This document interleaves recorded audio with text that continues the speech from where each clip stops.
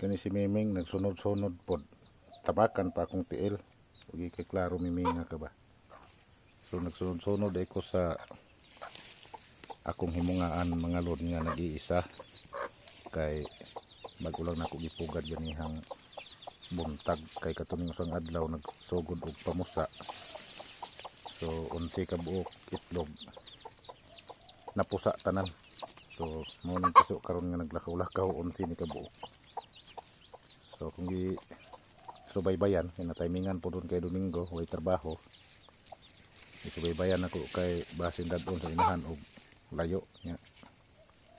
Hina pa in taon ang mga piso. So ako na ning gipatok-tok ganiha og bugas ganihang buntag. Dili maglakaw og layo nok-nok ha. So nag-iisa lang din ato ang himungaan mga lod kay wa magita ikakapital ani.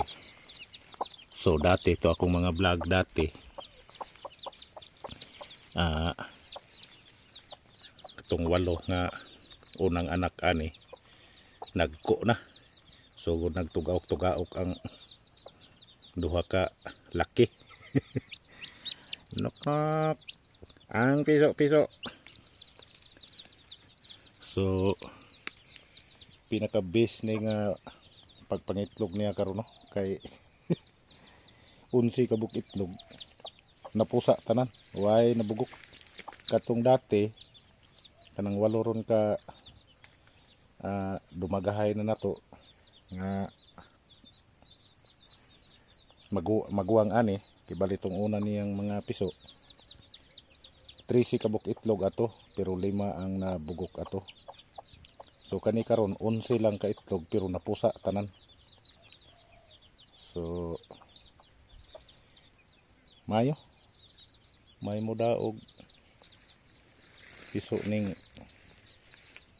himunga na mga lod kay ang katong iyang 8 wa magid makuha na nagko magid tanan hantod karon. Sobra medyo na mga tag 7 grams na ang kada isa ato.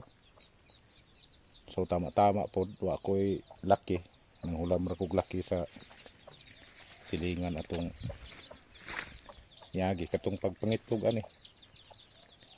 Nang hulam ko atog laki. Para maka itlog ni. So mao ni ang na ginansya 11 ka itlog napusa tanan.